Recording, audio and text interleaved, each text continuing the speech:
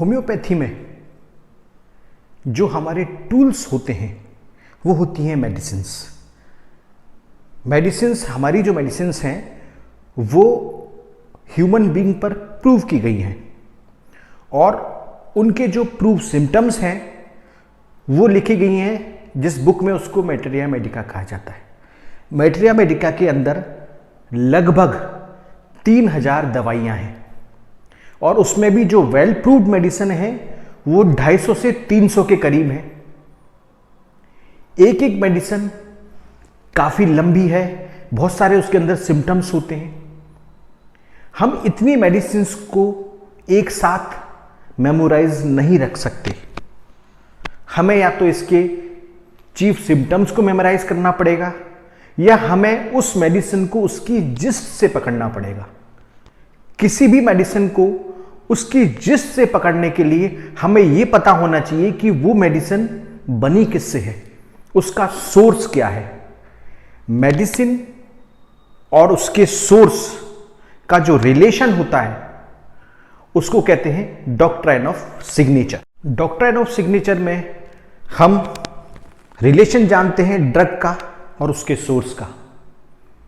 अगर हमें ड्रग की ओरिजिनलिटी पता है वो हम उसके सोर्स से जान सकते हैं, और अगर एक बार हमने उसका सोर्स जान लिया, उस ड्रग के ओरिजिनल सिम्टम जान लिए, तो हमें उस मेडिसिन को याद करना बहुत आसान हो जाता है।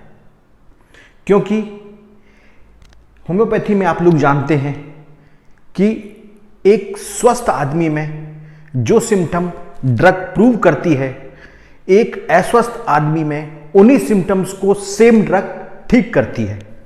तो अगर हमने उन सिम्टम्स को जो कि वो एक स्वस्थ आदमी में जिनको ये ड्रग प्रोड्यूस कर रही है, उन सिम्टम्स को हमने समझ लिया उसके सोर्स से, तो हम उस मेडिसिन की जिस्ट जान जाते हैं, हम उसकी नेचर जान जाते हैं, हम उसका एलिमेंट जान जाते हैं। और एक बार जब हम उसका एलिमेंट जान गए तो हमें वो मेडिसिन अंदर ग्रैस्प हो जाती है।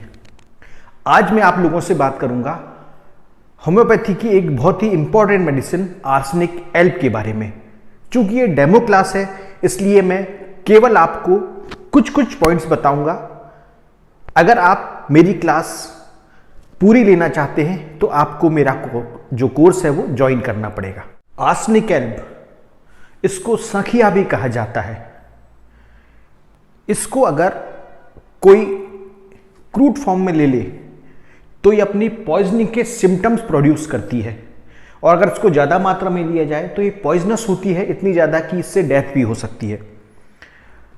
आर्सेनिक एल्ब की पॉइजनिंग के जो सिम्टम्स हैं, ठीक वही सिम्टम उस पेशेंट में नजर आते हैं जो कि आर्सेनिक एल्ब का पेशेंट है। अगर हम आर्सेनिक एल्ब की पॉइजनिंग देखें, अगर कोई आदमी सखिया खा ले, तो आपने फॉरेंसिक में पढ़ा होगा कि सखिया खाने के बाद उसमें कुछ सिम्टम्स आने लगते हैं, उसकी पॉइजनिंग के कुछ सिम्टम्स आने लगते हैं।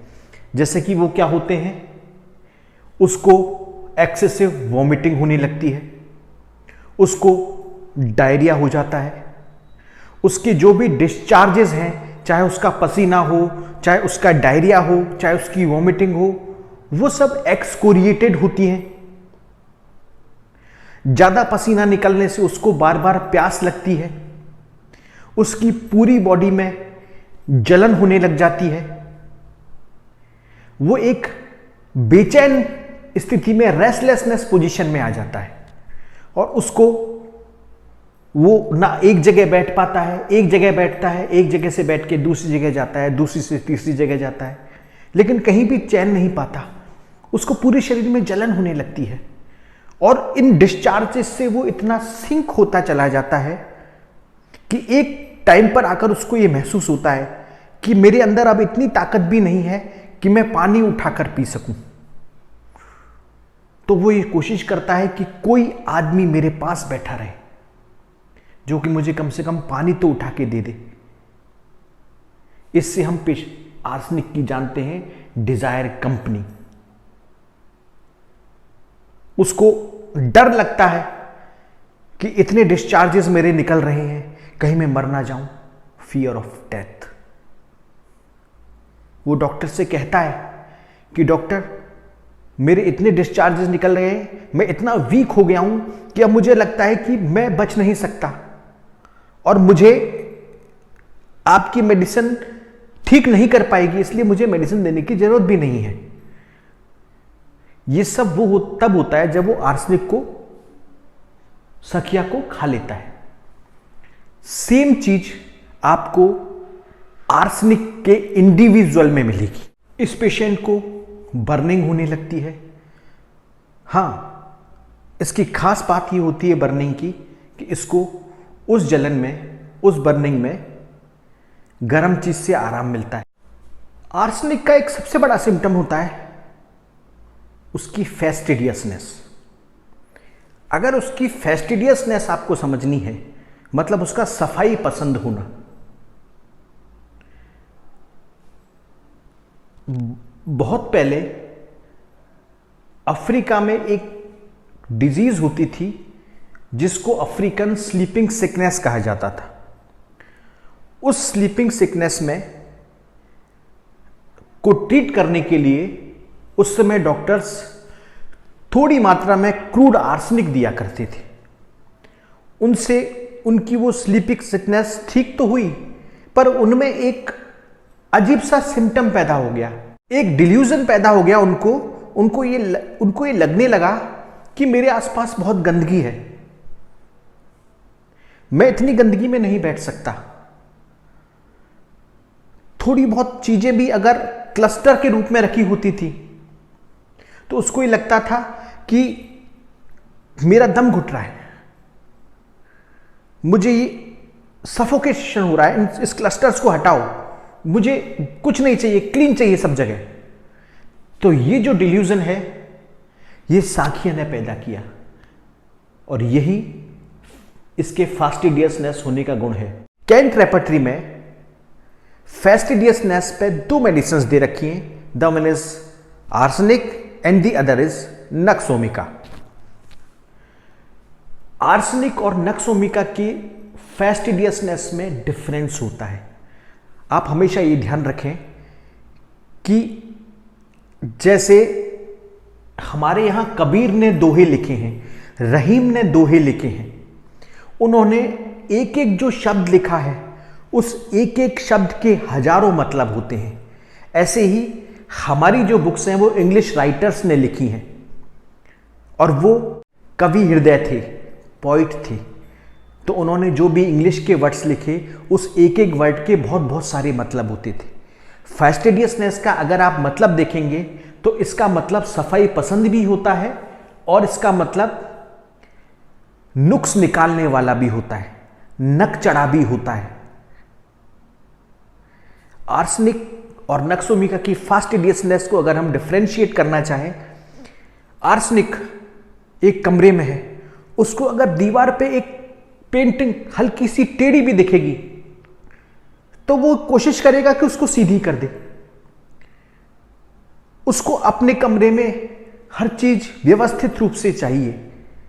अगर वो एक किसी ऑफिस में काम कर रहा है और उस ऑफिस में जाता है और उसको अगर अपना पेन स्टैंड एक जगह से दूसरी जगह मिलता है तो वो खुद उसको सही करने रख लेता है। लेकिन नक्सोमिका, अगर उसको अपना पेन स्टैंड एक जगह से दूसरी जगह मिलता है तो वो अपने सबऑर्डिनेट को, अपने पियोन को बुलाकर बोलता है कि ये यहां पर क्यों रखा है। बोलता है कि सर कोई बात नहीं, यहां रखा तो यहां रखा है, यहां भी सही लग रहा है। बोले कि ये मैं जानता हूं कि ये कहां सही लग रहा है, तुम्हारी हिम्मत कैसी हुई कि तुमने इसको यहां पे रखा, इसको यहां से उठाओ और जहां मैंने रखा है उसको वहां रखो। वो हर काम को अपने अकॉर्डिंग चाहता है, परफेक्शन से चाहता है। अगर दूसरा काम परफेक्शन से कर रहा है तो वो उसको पसंद नहीं आएगा। लेकिन आर्सेनिक चाहे दूसरा करे चाहे खुद करे, काम परफेक्शन से होना चाहिए। आर्सेनिक में नक चढ़ापना नहीं है। आर्सेनिक जब बहुत बीमार होता है तो उसको कोई चाहिए होता है कि उसको लगता है कि मैं इतना वीक हूं कि कोई मेरी हेल्प कर दे। लेकिन वो सोचता है कि उसने कभी ना कभी अपनी इस आदत से लोगों को परेशान किया होगा कि लोग परेशान हुए होंगे कि ये ज्यादा सफाई पसंद करता है। वो जो तो कोई भी मेरे साथ नहीं रहना चाहेगा और मेरे साथ कोई नहीं होगा तो इसको फियर ऑफ अलोन होता है, उसको डर लगता है अकेले, उसको ये भी लगता है कि लोग मेरे से आके नहीं मिलेंगे। तो हमें, जो कि मैं आपको बताना चाह रहा हूं कि आपको मैट्रिया मेडिका के अंदर उसकी जिस्ट पकड़नी पड़ेगी। एक बार अगर आप उसकी सोल से उस मेडिसिन को जान गए तो आपको मैट्रिया मेडिका पढ़ने में बड़ा मजा आएगा। ये कुछ छोटी मोटी बातें थी जो मैंने आपको बताई। बाकी आर्सेनिक बहुत वास्ट है और उसको उतना वास्ट याद रखा जा सकता है। उसके लिए आप हमें ज्वाइन कीजिए। Thank you.